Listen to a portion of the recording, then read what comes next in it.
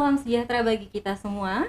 Selamat datang dan selamat bergabung dalam podcast LB Sehat Labuang Baji sepenuh hati. Salam LB Sehat, salam Sipaka Baji. Perkenalkan, saya Aira akan memandu acara ini selama 30 menit ke depan, disiarkan secara langsung dari Promosi Kesehatan RSUD Labuang Baji, Makassar. Pada edisi kali ini, dalam rangka memperingati World Hearing Day, Hari Pendengaran Sedunia tahun 2024, tepatnya selalu diperingati pada tanggal 3 Maret, telah hadir bersama kita narasumber yang sangat spesial. Beliau merupakan guru saya, merupakan dokter spesialis telinga hidung tenggorokan, bedah kepala leher, konsultan neurootologi dari RSUD Labuang Baji. Mari kita sapa bersama Dr. Trining Dia, spesialis THT-BKL, subspesialis neurootologi, konsultan, magister kesehatan. Assalamualaikum, Dok. Waalaikumsalam warahmatullahi wabarakatuh dan selamat pagi, salam sejahtera bagi kita semua. Ya, baik, Dok. Apa kabar hari ini, Dok? Alhamdulillah, kabar baik. Ya, Sehat. Dok, baik. Pada hari ini, tema kali ini dalam rangka World Hearing Day, kita akan membahas tentang kesehatan telinga dan pendengaran, Dok. Ada yang menarik perhatian saya nih, Dok, tentang tema Hari Pendengaran Sedunia. Setiap tahunnya itu diusung tema yang berbeda oleh WHO ya, Dok ya. Iya. Untuk kali ini temanya itu Changing Mindsets, Let's Make Ear and Hearing Care a Reality for All. Kalau dalam bahasa Indonesianya, mengubah pola pikir, mari wujudkan perawatan telinga dan pendengaran bagi semua orang. Mungkin bisa dijelaskan sedikit, Dok, tentang tren atau kondisi yang berkaitan dengan kesehatan telinga dan pendengaran sekarang ini, Dok. Baik, terima kasih. Jadi topik kali ini adalah change your mindset ya. Selama ini kita ketahui bahwa pemerintah sangat concern, baik pemerintah lokal di Indonesia maupun di dunia terhadap pendengaran.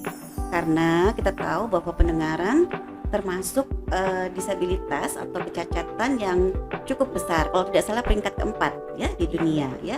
Sehingga WHO merasa sangat perlu untuk memberikan perhatian khusus bagi penderita atau penyandang disabilitas dengan gangguan pendengaran. Ya. Baik, Dok, jadi kalau misalnya memang kita berbicara tentang kesehatan telinga dan pendengaran, ini sudah menjadi isu masalah kesehatan baik secara global, kemudian ini juga menjadi tantangan besar khususnya bagi spesialisasi di bidang THT-BKL ya, Dok ya. Betul. Baik, Dok, mungkin juga bisa dijelaskan, Dok, sebenarnya bagaimana itu, apa itu sebenarnya pendengaran dan bagaimana proses mendengar yang normal, Dok? Oke, pendengaran itu sifatnya subjektif ya. Jadi pendengaran itu suatu persepsi dari seseorang terhadap suara yang masuk ke dalam telinga ya. Kemudian akan diteruskan ke otak dan itu akan dipersepsikan sebagai suatu seperti menjadi bermakna ya, sehingga semua suara yang masuk ke telinga kita pada awalnya kita tidak bisa tahu itu apa, tapi setelah diproses di otak maka kemudian kita bisa tahu, oh dia ngomong ini, oh itu bunyi ini dan bunyi itu ya. Jadi pendengaran itu sendiri adalah suatu persepsi terhadap bunyi ya yang masuk ke dalam telinga kita, seperti itu. Untuk masalah kesehatan pendengaran, berarti bukan hanya organ telinga saja yang terlibat, tetapi untuk dalam prosesnya juga melibatkan otak ya, Dok. Betul. Untuk pada normalnya berapa ambang dengar normal manusia, Dok? Ataukah ada klasifikasi khusus gangguan pendengaran dari ambang pendengaran tersebut, Dok? Baik, sebetulnya ambang dengar itu yang normal adalah minus 5 atau di bawah 25 desibel ya. Sama atau di bawah 25 desibel.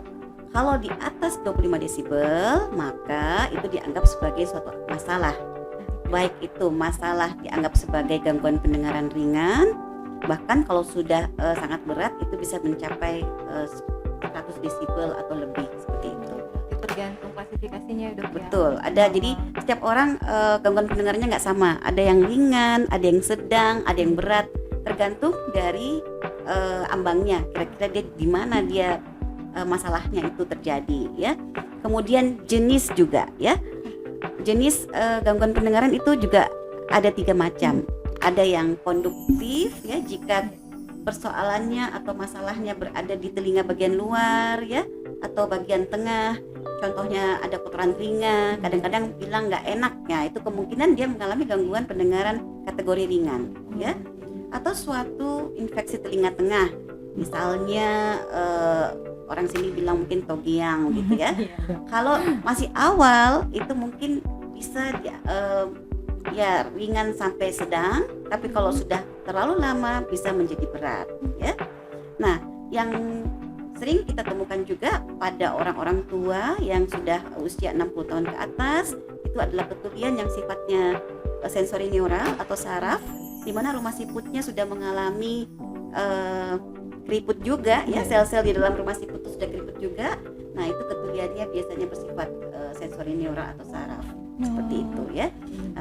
Oh, jadi dari penjelasan dokter barusan berarti memang gangguan pendengaran ini tidak memilih orang. Jadi memang dari skala umurnya juga bisa terkena pada siapa saja. Betul. Dengan derajat ketulian yang berbeda-beda tergantung dari penyakitnya. Betul. Atau daerah organ telinga mana yang terkena juga ya, Dok, ya. Betul. Gini, Dok, ada yang pernah saya dengar juga itu gangguan pendengaran kongenital, ada juga yang misalnya didapat dari lahir, ada juga yang gangguan pendengaran yang didapat pada saat sudah setelah lahir. Ya. Mungkin bisa dijelaskan, Dok, pembagiannya? Baik. Jadi pendengaran ada yang memang dibawa dari sejak masa kehamilan, ya. Kalau dibawa dari sejak masa kehamilan, bisa saja ada riwayat keluarga yang memang mengalami gangguan pendengaran. Jadi misalnya ada kromosom atau sel di dalam tubuh si anak yang memang dibawa oleh keluarga itu bisa menyebabkan juga gangguan pendengaran dari sejak kehamilan, ya. Gangguan pendengaran lain pada saat kehamilan adalah misalnya infeksi virus, ya, misalnya toksoplasmosis, ya, atau rubella, ya. Jadi kalau bisa ibu-ibu juga pada saat kehamilan atau mempersiapkan kehamilan itu melakukan pemeriksaan yang lengkap termasuk virus-virus rubella dan toksoplasmosis tersebut, ya. Nah, kemudian juga obat-obatan. Kadang ibu hamil tidak menyadari bahwa dia sedang hamil misalnya. Nah, terus minum obat, punya kebiasaan minum obat. Entah itu obat antibiotik atau itu obat-obat yang cukup berbahaya bagi janin, ya. Nah, itu juga bisa menyebabkan kecacatan pendengaran pada bayi saat masih berada di dalam kandungan. Nah, pada saat lahir, itu juga berbahaya, hati-hati. Misalnya lama dipanggul, lama di jalan lahir misalnya. Jadi proses persalinan ya, ya, Dok, pada saat proses persalinan terjadi tekanan di kepala, kan kepala bayi masih lembek, bisa saja terjadi kerusakan dari otak misalnya, ya. Nah, itu juga kalau dia tidak lahir langsung menangis, itu juga bisa diprediksi akan menimbulkan kecacatan pendengaran pada saat anak nanti dalam perkembangannya ke depan, seperti itu, ya. Nah, yang perlu juga diperhatikan adalah ketika dalam perkembangannya nanti apakah dia sering kejang, ya. Kalau dia sering kejang maka sering terjadi hipoksia, otaknya kekurangan oksigen, ya, sehingga bisa menimbulkan juga masalah di otak dan bisa menimbulkan gangguan pendengaran, seperti itu. Jadi ini pentingnya bagaimana juga kita selalu menganamnesis itu bertanya, ya, Dok, ya. Kalau misalnya memang ada perkembangan anak kecil atau anak bayi usia muda atau anak balita yang memang tiba-tiba ada gangguan, dicurigai gangguan pendengaran, kita bisa tanyakan riwayatnya, ya, Dok, ya, dari dia masih ibunya masih hamil sampai setelah kelahiran. Ya, itu penting, ya. Jadi untuk dokter muda, dokter umum mungkin juga itu penting sekali untuk menanyakan riwayat kepada pasien tentang bagaimana, apakah memang ada keluarga yang demikian selama persalinannya, apakah ibu baik-baik saja, ya. Kemudian tidak ada minum konsumsi obat dan sebagainya, termasuk tumbuh kembang anak, ketika pada saat anak itu sudah berada pada usia yang seharusnya bisa bicara dan ternyata anak belum bicara, itu sudah harus kita segera antisipasi sedini mungkin, ya, Dok, ya. Terima kasih, Dok. Jadi ini sebelum kita lanjut, untuk sahabat LB Sehat yang sedang menyimak podcast ini melalui IG, kita bisa menerima pertanyaan yang Boleh. bisa dicantumkan di dalam kolom IG Live dari RSUD Labuang Baji, yaitu di @RSUD Labuang Baji Sulsel. Jadi Boleh, bisa nanti pertanyaannya akan dicoba dijawab oleh narasumber kita. Oh ya, Dok, kita lanjut dulu di sini. Mungkin kita bisa bahas satu persatu, Dok. Misalnya yang tadi congenital. Nah, mulai dari hamil yang memang didapat pada saat masih masa kehamilan. Timbul pertanyaan ini, Dok. Mungkin masyarakat atau sahabat LB Sehat di luar juga bertanya, oh berarti tuli bisa ada faktor herediter atau keturunan atau tidak, Dok? Bisa, ya. Nah. Jadi ada beberapa gen, ya, gen yang sudah diteliti. Ya, jadi ada beberapa pasien dengan gangguan pendengaran yang kemudian diteliti, terus ditelusur keluarga-keluarganya, itu memang ditemukan adanya gen yang bisa menyebabkan gangguan pendengaran seperti itu. Oh iya, jadi memang ada bakat ya, Dok ya? Iya, ada bakat, tapi ada juga yang tidak bakat. Yang susah yang karena nggak ada faktor keturunan, ya. Kebanyakan orang bertanya, Dok, saya punya keluarga nggak ada yang begini gitu ya, misalnya. Itu mungkin ya karena banyak faktor. Apakah penelusurannya mungkin tidak begitu jelas keluarga yang mana seperti itu, atau memang mutasi itu terjadi ya pada saat misalnya ada mutasi yang terjadi pada saat pembelahan, ya. Jadi misalnya setelah berhubungan terus kemudian terjadi mutasi sel, itu bisa saja terjadi seperti itu tanpa harus ada keturunan seperti itu. Jadi itu semua berproses, entah di mana bagian tahapannya. Betul. Itu bisa saja terjadi ya, Dok ya. Jadi memang berarti memang ini bisa karena faktor herediter maupun tidak ya, Dok ya. Oke. Kalau yang paling rawan tuh sekitar 2 minggu kehamilan. Kadang-kadang itu belum disadari kan. Orang baru tahu bilang hamil setelah mungkin terlambat haid mungkin seminggu, padahal kalau seminggu itu mungkin dia sudah hamil 3 minggu ya, pembuahan tuh jadi justru pada saat di awal-awal yang belum disadari bahwa hamil, itu proses pembentukan telinga ya, kohlea itu terjadi di dalam. Jadi memang ada tahapannya sendiri ya. Itu yang dibilang 1000 hari pertama kehidupan. Jadi berproses dari hamil sampai masa kehamilan sampai kelahiran ya, Dok ya. Ya, Dok, kalau yang tadi ibu hamil konsumsi obat-obatan, bagaimana nih kalau misalnya pada dokter umum atau dokter di praktek di klinik di puskesmas, misalnya menemukan ada ibu hamil yang memang harus minum obat-obatan rutin, misalnya dia dengan kejang atau epilepsi yang memang harus minum antikonvulsan atau obat anti kejang yang rutin. Nah, apakah itu juga berpengaruh untuk janin, khususnya untuk pendengaran, Dok?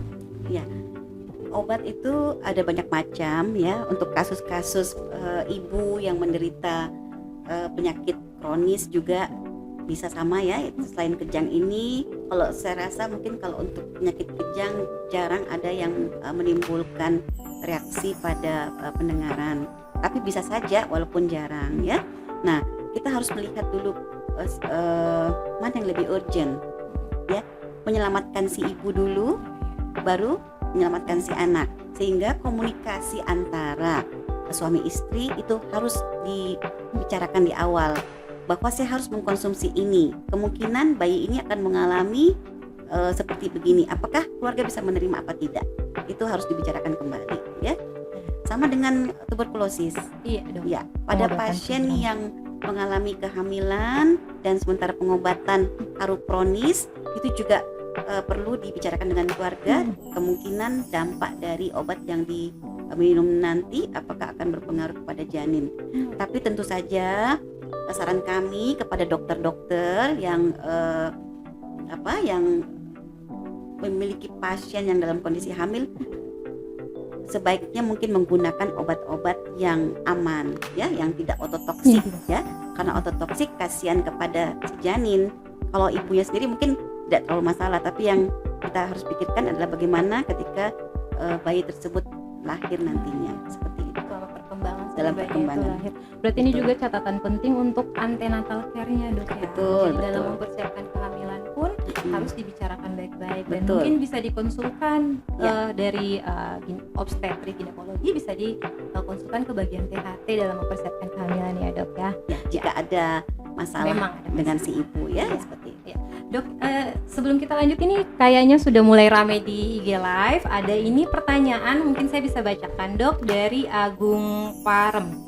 Ini Dok izin bertanya, sejak usia berapa seorang bayi bisa diketahui apakah dia mengalami gangguan pendengaran atau tidak Dok? Terima kasih Dok.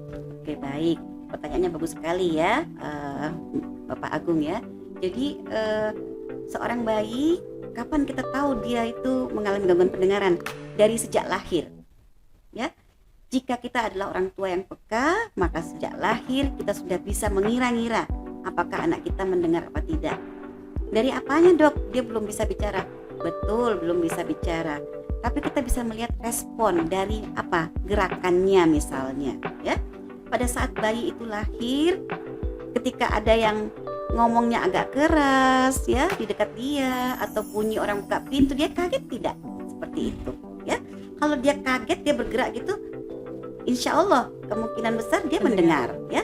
Atau mungkin dari mata ya. Dari mata kita lihat apakah responnya ketika ada orang berbicara, dia juga memberikan respon nggak? Ada suara sedikit dia bergerak nggak, mencari, kelihatan seperti mencari suara itu ya. Ada pasien saya yang punya anak 4, 3-nya normal, yang bungsu gangguan pendengaran. Saya bilang, kenapa ibu tidak apa maksudnya agak terlambat ke dokter gitu ya. Katanya, saya merasa senang punya anak yang tenang, yang anteng ya, yang Dok, anteng ya. Jadi nggak seperti kakak-kakaknya, agak repot dia. Ini anteng, tidurnya enak, nyenyak, nggak pernah merepotkan saya. Jadi waspada ya dengan anak-anak yang tidur terlalu enak, yang justru tidak merepotkan kita, itu justru kita harus warning ya.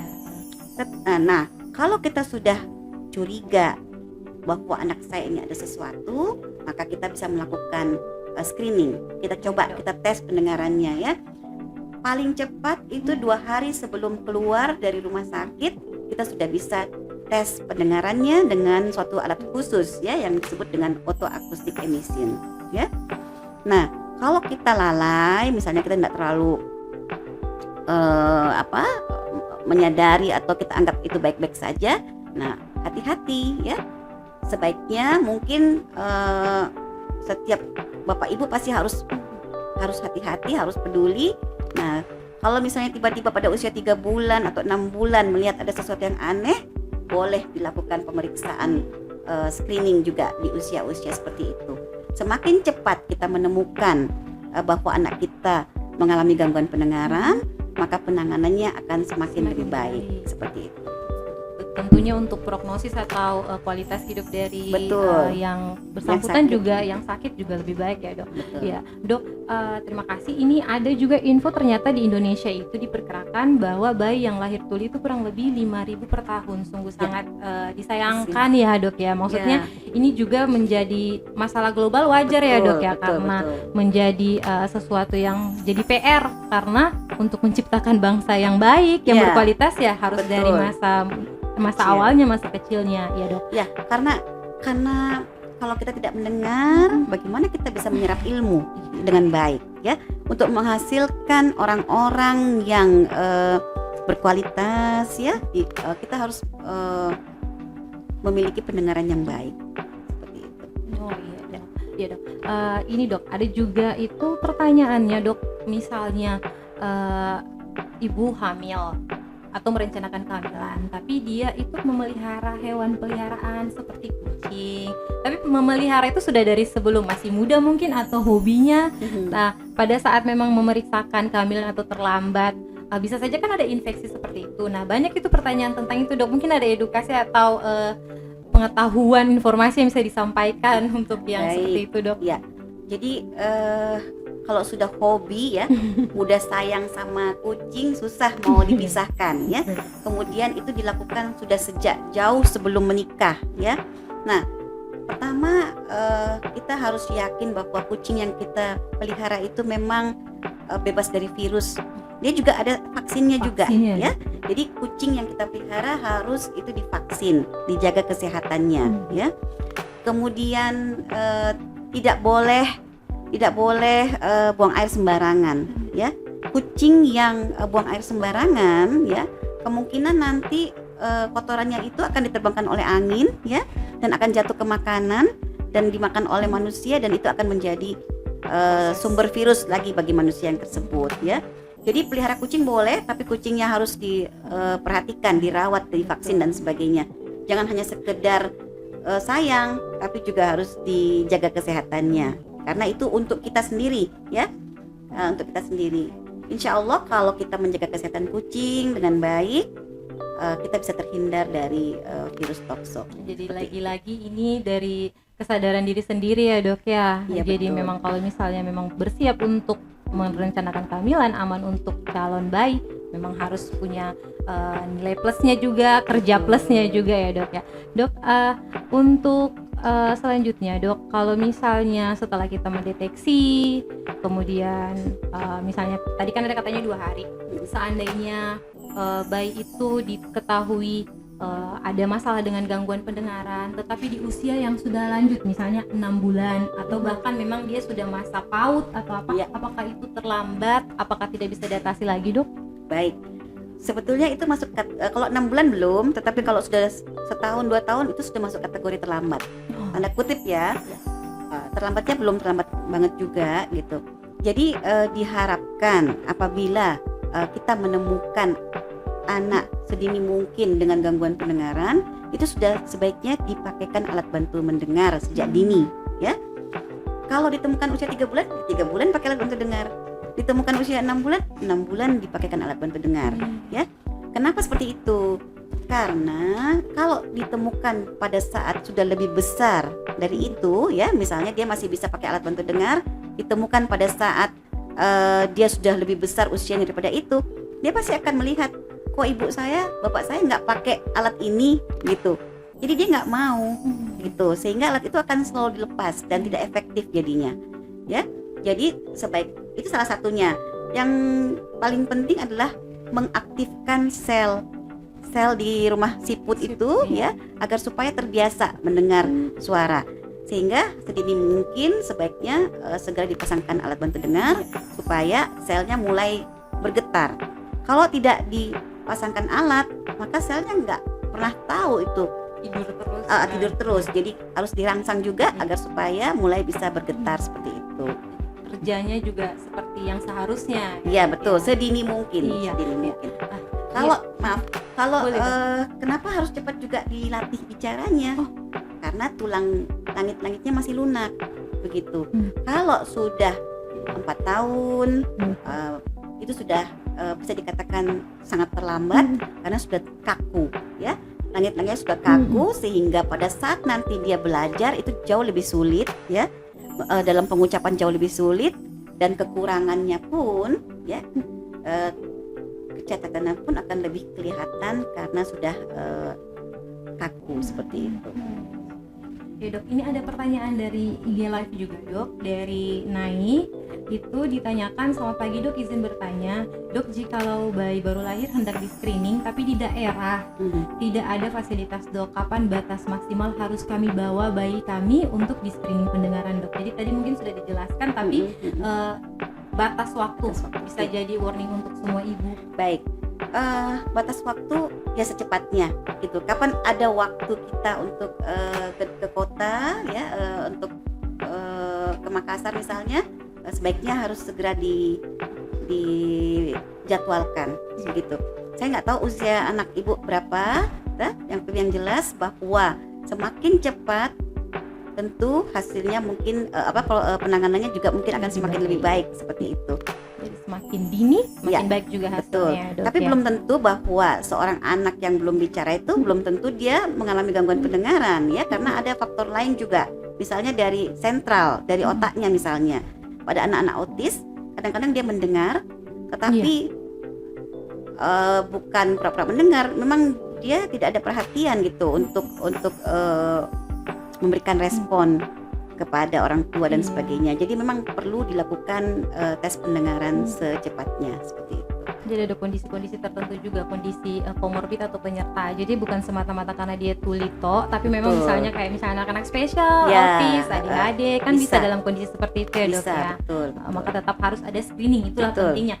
Jadi untuk gangguan ketulian ini baik bayi atau masa perkembangan anak memang butuh peranan penting dari orang tua ya dok. Betul, ya, betul. Terutama dari ibu yang Ya. dari merencanakan kehamilan sampai persalinan. Kita sudah bahas tentang bayi nih dok, kan untuk gangguan pendengaran kan bisa juga ke orang dewasa. Nah, Betul. kalau misalnya penyebab atau faktor resiko gangguan pendengaran pada anak, remaja atau dewasa itu apa saja dok? Oke. Kalau pada anak ya biasanya memang mungkin dari lahir ya yang tidak terdeteksi. Ada anak yang usianya sudah masuk usia SD, kemudian baru merasakan ada masalah nih dengan telinganya, ya.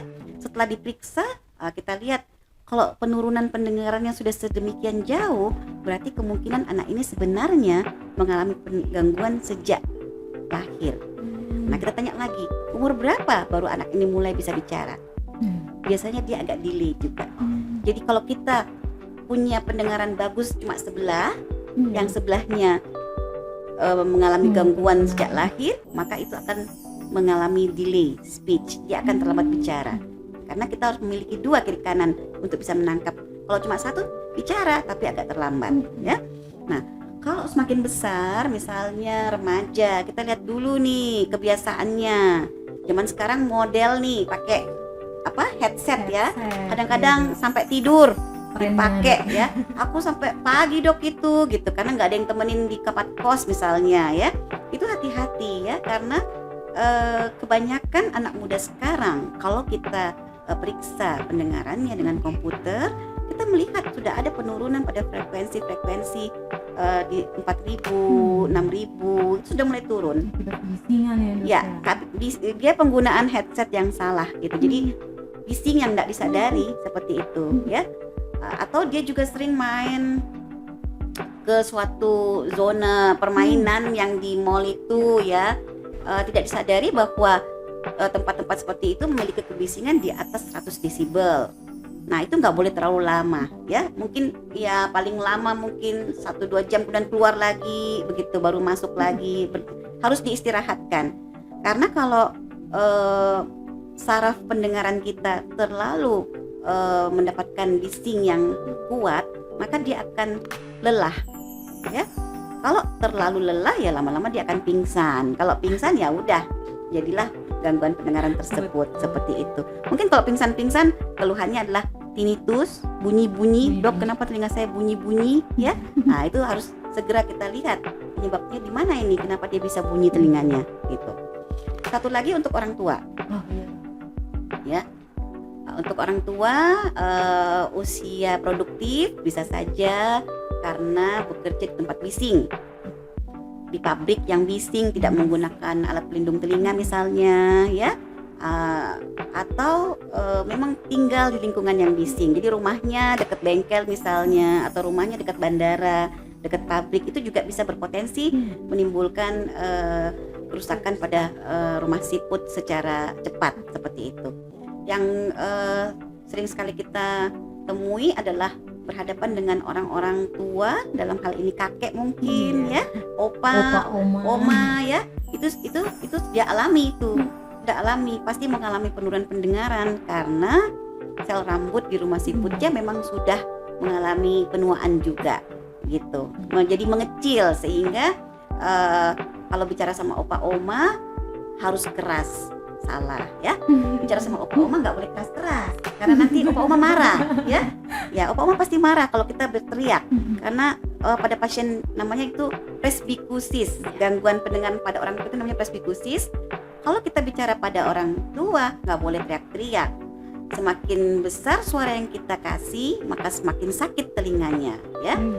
Yang benar adalah kita berbicara pada orang tua itu harus tidak, nadanya nggak boleh terlalu keras, tapi bibirnya dibuka. Jadi pengucapannya harus bisa terbaca oleh penderita ya. Jadi dia harus melihat bibir kita ya. Pada orang tua mereka sangat sensitif, jadi bisa gerakan bibir aja dia udah bisa tahu apa maksudnya. Jadi nggak usah teriak-teriak seperti itu ya. Teriak-teriak dikira konser, teriak-teriak dikira marah. Anakku selalu marah-marah Kak, cucuku selalu marah-marah gitu. Padahal mereka pikir kalau dikasih keras pasti oma dengar, padahal oma marah ya, seperti itu. Malah bikin berantem ya dok Ya, ya. bikin berantem. Iya dok. Terkait ini dok, ada pertanyaan, titipan pertanyaan dari Sinta Tandigala dok. Di sini selamat pagi dok. Tapi dok, perkenalkan nama saya Sinta. Izin bertanya dok, apa yang dapat dilakukan sebagai pencegahan terjadinya ketulian atau gangguan pendengaran pada seseorang yang bekerja di tempat yang tinggi intensitas kebisingannya, misalnya time zone, pabrik atau tukang jahit. Semoga sehat selalu dok. Terima kasih dok. Oke, baik, terima kasih Sinta ya. Jadi kalau kita bekerja di tempat tingkat kebisingan tinggi, ya kita sudah harus waspada ya bahwa kondisi sel rambut yang ada di kohlea kita berpotensi cepat juga mengalami kerusakan ya. Bagaimana caranya kita supaya tidak mengalami itu? Kita harus melakukan perlindungan diri ya. Perlindungan diri macam apa? Yaitu menggunakan alat pelindung telinga. Seperti apa?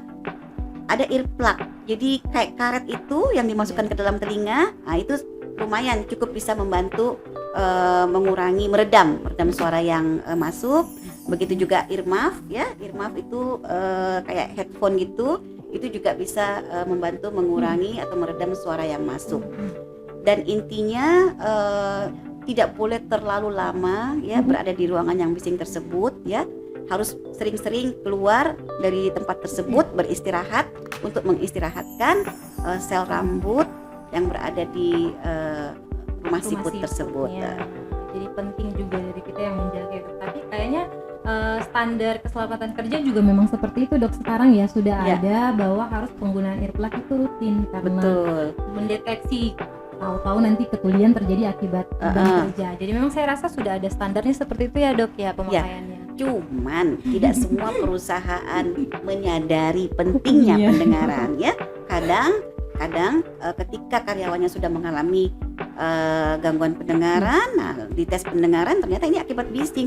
Cuman kita tidak tahu apakah pada saat masuk bekerja memang sudah mengalami gangguan pendengaran sebelumnya atau tidak. Sehingga tes awal masuk bagi karyawan di perusahaan yang bekerja di tempat bising itu sebaiknya dilakukan ya seperti itu. Karena kita nggak bisa mengklaim bahwa saya ini mengalami gangguan pendengaran karena saya bekerja di sini, nggak bisa karena nggak ada bukti pemeriksaan awal bahwa saya mengalami normal dulunya, kemudian sekian tahun saya bekerja mengalami gangguan pendengaran seperti itu. Jadi kesadaran dari pengusaha ya, dari yang punya perusahaan juga saya rasa perlu juga disampaikan seperti itu. Catatan penting juga ini ya dok ya untuk perusahaan-perusahaan seperti itu. Ya dok, kalau misalnya memang sudah terpapar dan sudah kena gangguan pendengaran akibat bising tempat kerja seperti ini, bagaimana prognosisnya dok? Maksudnya apakah bisa disembuhkan kembali ataukah bagaimana dok? Biasanya tidak terlalu bisa disembuhkan ya, kecuali dia pindah ya, dia pindah dari tempat kerjanya atau mulai membiasakan diri menggunakan alat pelindung telinga seperti itu. Kalau saraf pendengaran kita sudah rusak satu kali ya, maka sudah sulit sekali untuk bisa baik kembali, apalagi dalam jangka waktu yang panjang. Biasanya gangguan pendengaran akibat bising itu baru ditemukan setelah 5 tahun ya, setelah 10 tahun bekerja baru kita bisa lihat ada problem. Nah itu kalau sudah kayak gitu ya sudah sulit untuk disembuhkan. Agak buruk ya prognosisnya. Ya, prognosisnya agak kurang bagus, agak buruk. Mungkin nanti perlu menggunakan alat bantu dengar kah, seperti begitu ya. Dan edukasi atau konseling bagi keluarga yang tinggal sama penderita. Karena itu nanti kedepannya akan ribut ya, tidak nyaman dan sebagainya. Kebutuhan atau kehidupan sosialnya juga terganggu ya dok. Betul. Kualitas hidupnya juga makin menurun karena hal-hal itu mempengaruhi ya dok. Sangat mempengaruhi. Nah ini juga menjadi catatan buat WHO ya dok ya, untuk mengubah pola pikir, jaga perawatan kesehatan telinga. Ini salah satu ya dok untuk perawatan gangguan pendengaran.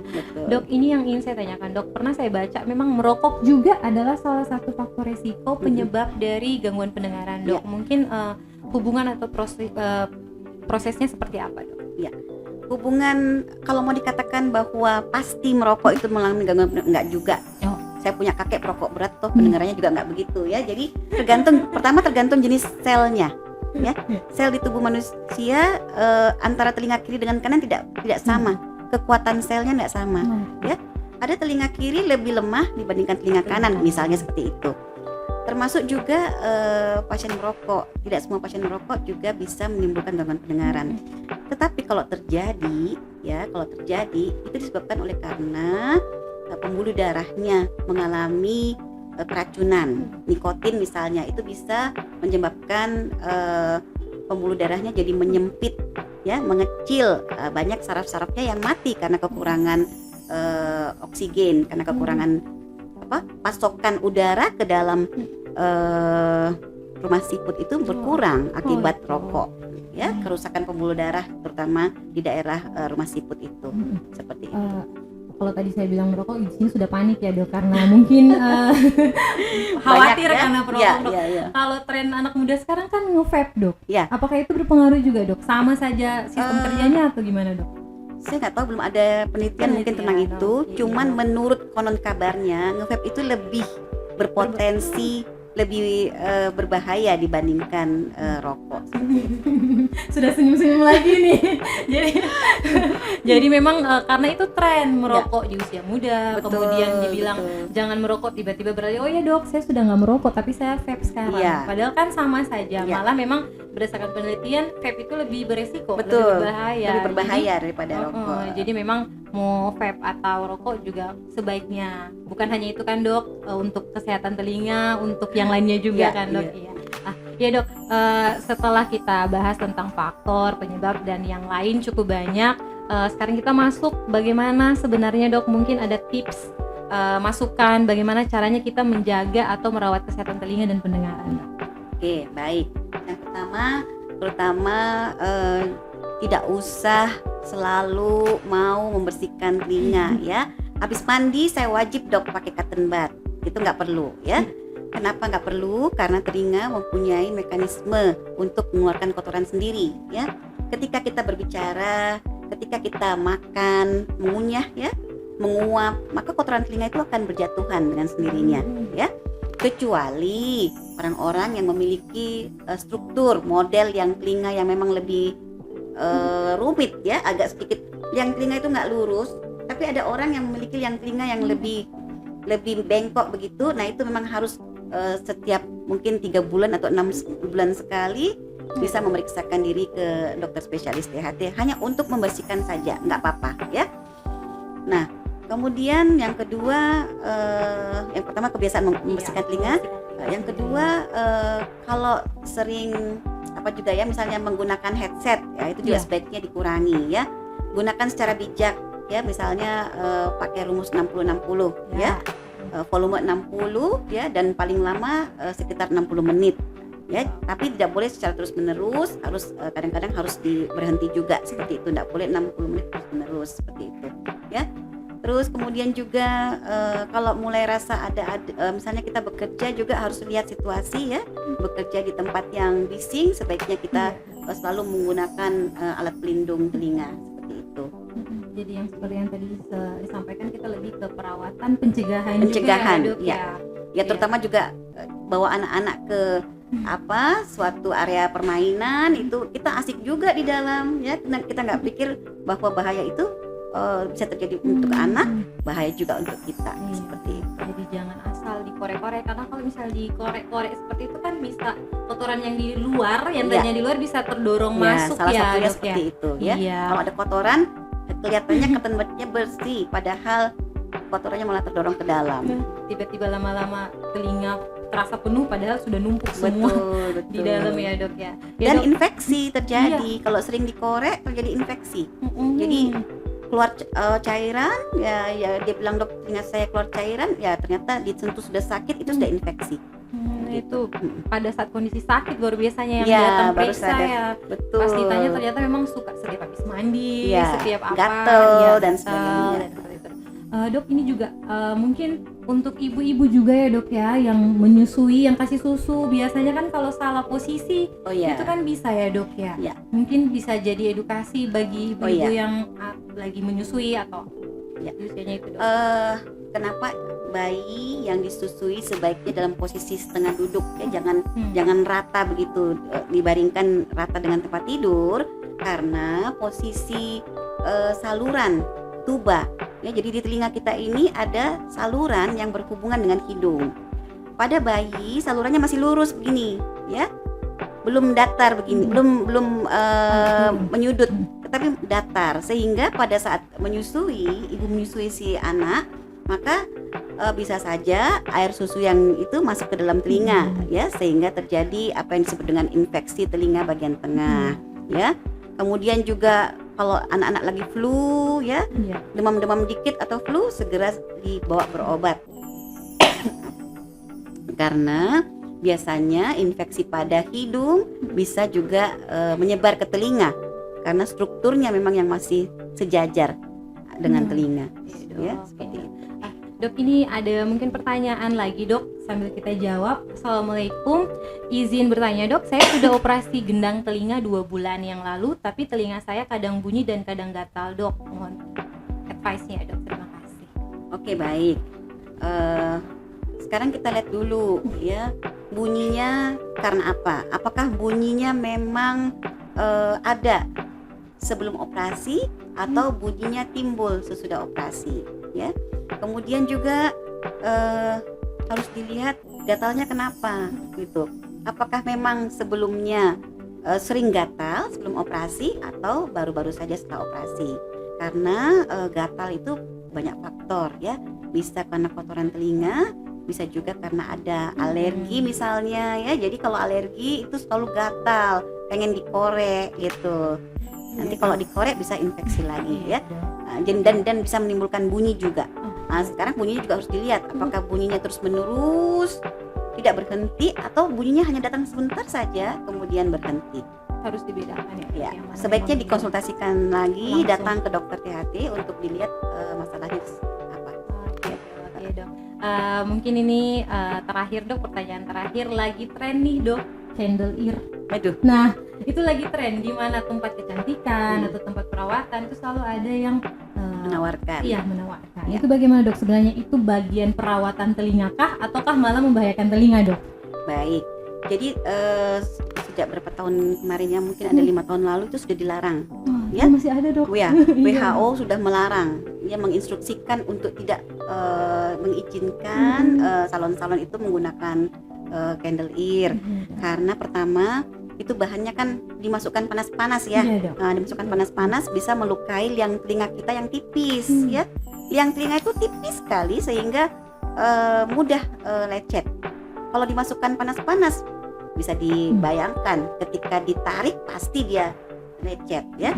Bahkan ada pasien saya yang gendangnya malah rusak, gendang telinganya malah rusak karena menggunakan pasca candle ear itu. Jadi gak sembuh-sembuh, gatel terus, merah dan sebagainya. Setelah diusut ternyata memang dia rutin ke salon untuk menggunakan candle ear seperti itu, ya. Jadi nggak disarankan. Tidak disarankan. Itu peringatannya tuh langsung dari WHO, ya, Dok, ya. Dan 5 tahun yang lalu, jangan sampai kita gara-gara itu ingin treatment seperti itu malah berdampak yang buruk, ya, Dok, ya. Dok, mungkin ada pesan dari dokter dalam rangka memperingati Hari Pendengaran Sedunia untuk sahabat LB Sehat semua, Dok. Ya, pesan saya untuk sahabat LB adalah marilah kita bersama-sama selalu menjaga dan memperhatikan kesehatan telinga dan pendengaran kita. Caranya sudah saya sampaikan tadi, ya. Sebaiknya rutin kita memeriksakan diri ke dokter THT setidaknya 3 bulan atau 6 bulan sekali untuk melihat apakah di dalam telinga kita itu sudah bersih atau ada kotoran atau tidak, seperti itu. Kemudian kalau menemukan masalah sedikit saja, misalnya rasa pendengaran yang tidak nyaman dan sebagainya, sebaiknya konsultasikan ke dokter spesialis terdekat atau ke rumah sakit Labang Baji. Ya, nah ini dia. Saya simpan satu pertanyaan dari Deli. Itu bertanya tentang sebenarnya untuk fasilitas apa yang bisa didapatkan untuk pemeriksaan THT di Rumah Sakit Labuang Baji, Dok. Oke, baik. Jadi di Rumah Sakit Labuang Baji untuk pemeriksaan THT itu bisa meliputi pendengaran, ya. Kemudian pendengaran seperti apa? Apakah karena memang mengalami gangguan pendengaran atau tidak, itu bisa dilakukan tes pendengaran dengan menggunakan alat atau komputer ya yang disebut dengan audiometri. Di sini kita juga sudah punya ya. Kemudian infeksi telinga ya. Infeksi telinga bisa juga dilakukan pemeriksaan di rumah sakit Labuang Baji ya, termasuk juga operasi telinga ya. Kemudian untuk hidung ya. Hidung misalnya ada sering influenza, sering bersin atau merasa ada seperti tersumbat hidung ya, itu boleh juga dilakukan pemeriksaan di Labuang Baji. Termasuk juga mungkin sakit tenggorokan ya, yang menyangkut THT lah ya, THT bisa dilakukan di rumah sakit Labuang Baji. Termasuk saluran pernapasan atas yang masuk kategori THT juga ya dok ya. Oke dok, ya tidak terasa ini dok, terima kasih banyak untuk narasumber kita pada pagi hari ini, Dr. Trining Dias, PTHT BKL, subspesialis neurootologi konsultan magister kesehatan, atas informasi dan edukasi yang pastinya sangat bermanfaat bagi kita semua. Terima kasih juga terhadap tim podcast promosi kesehatan Rumah Sakit Umum Daerah Labuang Baji, LB Sehat, kemudian yang sudah sangat luar biasa ya dok ya, memberikan ruang untuk kami bisa sharing informasi kepada sahabat LB semua. Jadi memang kalau misalnya ada masalah kesehatan khususnya THT, bisa ke Rumah Sakit Labuang Baji. Dan saya tambahkan kami ada 5 dokter ya, ada dokter Ade Chandra sebagai spesialis THT juga ya, dok. Kemudian dokter Alfrida, dokter Masyita Gafar, dokter Deli Mardelina ya, dan saya sendiri dokter Trini. Iya, jadi lengkap. Ada 5 dengan ya, ada yang bisa. Saya rasa sudah cukup untuk membantu proses pelayanan kesehatan telinga di telinga, hidung dan tenggorok ya, di Rumah Sakit Labuang Baji. Labuang Baji sudah sangat lengkap ya dok ya. Oke, untuk sahabat LB Sehat, jangan lupa like, comment, share, dan subscribe channel YouTube dari Rumah Sakit Labuang Baji itu di Rumah Sakit Labuang Baji Sulsel Official, dan follow akun Instagramnya di @rs_labuangbaji Sulsel. Nah, tidak terasa kita telah tiba di penghujung acara dok. Penghujung acara podcast kali ini, saya Aira dan narasumber kami Dr. Trining mohon undur diri. Ingat, ubah cara pikirmu, mari peduli, tuli dapat ditangani. Billahi taufiq wal hidayah. Wassalamualaikum warahmatullahi wabarakatuh. Sampai jumpa di podcast selanjutnya.